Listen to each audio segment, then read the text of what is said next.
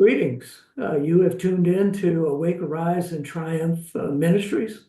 We are a voice of truth, a voice of encouragement to ministry leaders, a prophetic voice to the church, a voice to honor Israel, a voice of God's moral law, and a resource for conferences. In addition, as God directs, we are a source of God-directed benevolence. Thank you for tuning in.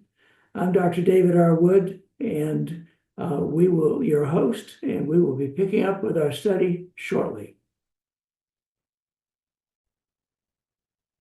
Well, today we'll be picking up once again with our study of 1 John.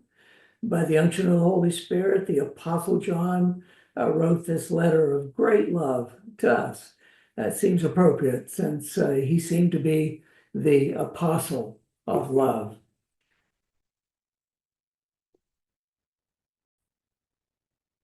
Again, greetings in the name of Jesus, and welcome back to Awake, Arise, and Triumph Ministries. You're about to watch the video companion of the 3-Minute Word blog, and I'm Dr. David R. Wood, your host and Bible teacher. I'm recording this on the 4th of November, 2024 for publication on the 15th of November, Friday, 2024. Chesavan 14, 5785 on the Hebrew calendar. It's Friday. I'll be teaching out of 1 John. Again, we'll be picking up in the 3rd chapter, the 14th verse. Let's pray. Father, I thank you so much for the opportunity to teach this wonderful, powerful book that is giving us some really explicit and wonderful instruction for our lives. Help us, Lord, to believe it and receive it and implement it with ears to hear. In Jesus' name, amen and amen. Well, my background today, as you can see, is 1 John, and I kind of like to mix it up a little bit. You may or may not care, but I have fun with it. So here we go. Welcome back. This is a enlightening, instructive, and empowering teaching book of the Holy Scripture. The Lord is so good to give us his policy, procedure, a manual of the kingdom of God, because we are in the kingdom.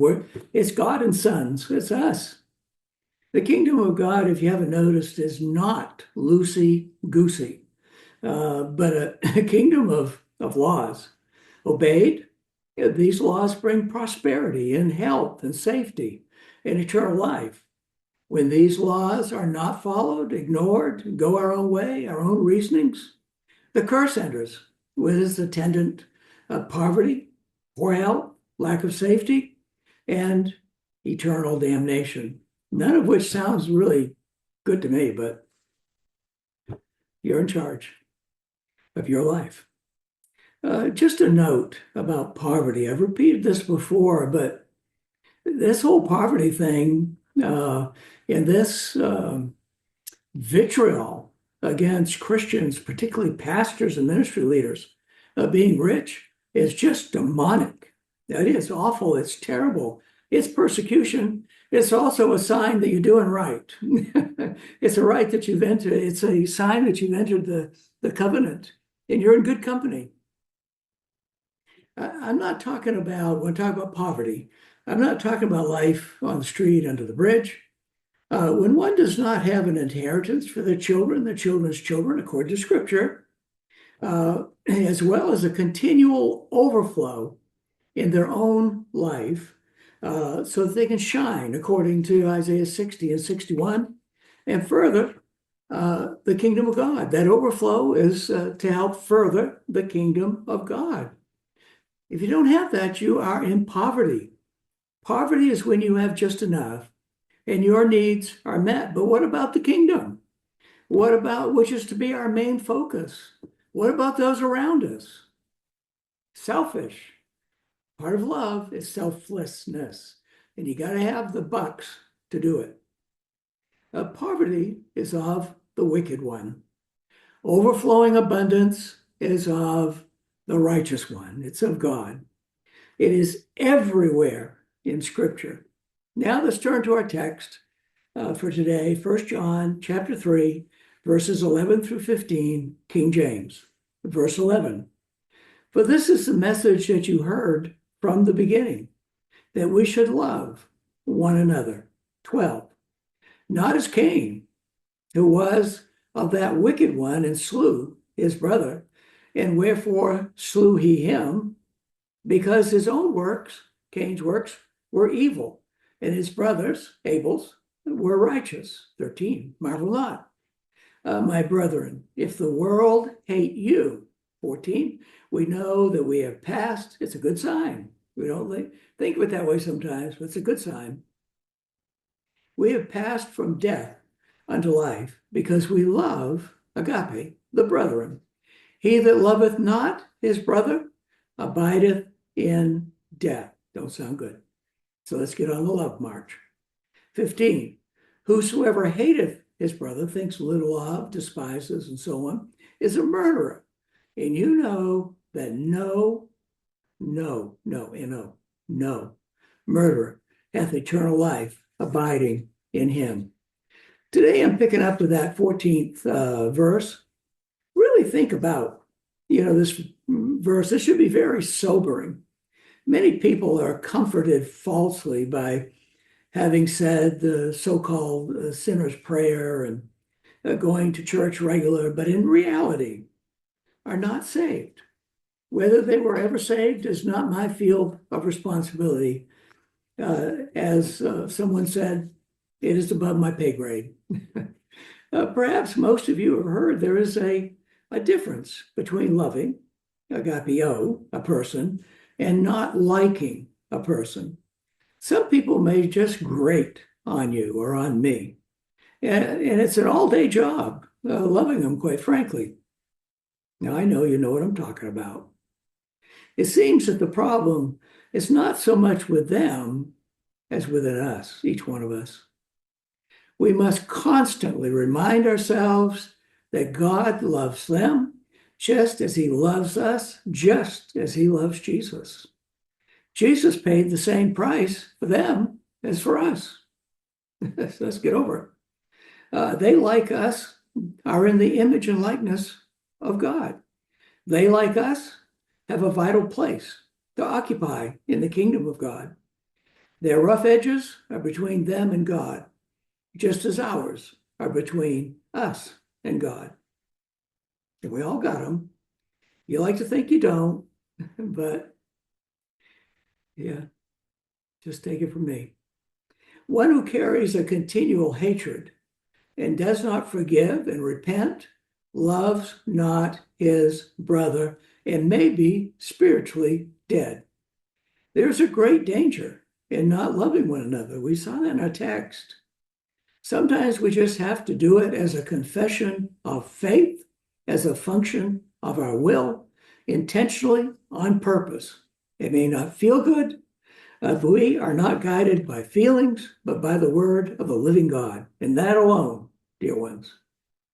Verse 15 is even more harsh on the surface.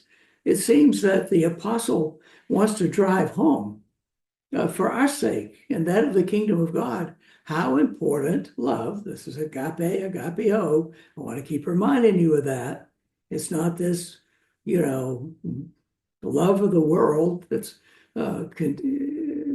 totally based on feelings and what they can do for me. So back, it's how important this love of God and love of others is to our life in the earth now and for eternity. Heaven is not a socialistic or communistic state. There are rankings and different rewards, greater and little. The Lord, through the apostle of love, that's John, says that we are murderers if we hate, which is to detest or persecute our brother. He goes on to say that in that state, eternal life does not exist in us.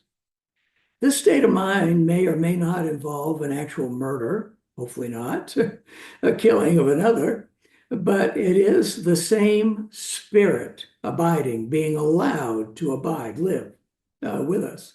Let's remind ourselves of what God said to Cain, Genesis 4 and 7, NIV. If you do what is right, he's talking to us too, will you not be accepted? But if you do not do what is right, sin, that's an evil spirit, is crouching at your door.